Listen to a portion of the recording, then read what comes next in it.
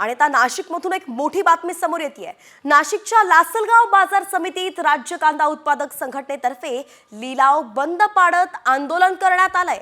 कांद्याच्या भावात मोठी घसरण होत असल्यानं तसंच निर्यात शुल्क रद्द करण्याची मागणी सुद्धा यावेळी केली गेली आहे आणि याच मागण्यांसाठी हे आंदोलनही पुकारण्यात आलेलं आहे। एकंदरीतच आपण पाहतोय की कांद्याचे भाव हे घसरत चालले आहेत आणि त्यामुळे आंदोलन केलं जात आहे।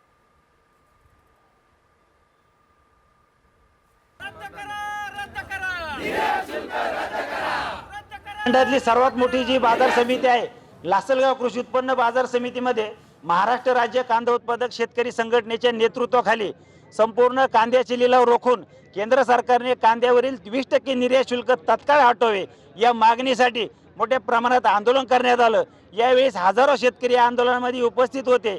त्यांच्या आणि आमच्या कांदा संघटनेच्या माध्यमातून केंद्र सरकारकडे आम्ही हीच मागणी करत आहे की आज सायंकाळपर्यंत कांद्याचं निर्यात शुल्क आहे हे पूर्ण हटवावं। एका रात्री जर कांद्यावर निर्यात बंदी करतात, निर्यातीवर शुल्क लागू करतात, निर्यातीवर किमान निर्यात मूल्य लावतात, तर एका दिवसामध्ये कांद्याचं निर्यात शुल्क हटवणं केंद्र सरकारसाठी काही अवघड नाही। आमच्या कांद्याला जो दर आता मिळतोय तो 1200 ते 1500 रुपये प्रति क्विंटल मिळतोय। मात्र आमचा शेतकऱ्यांचा कांद्याचा उत्पादन खर्च 2500पेक्षा अधिक आहे आणि रोजच्या दर घसरणीमुळे प्रत्येक शेतकऱ्याचं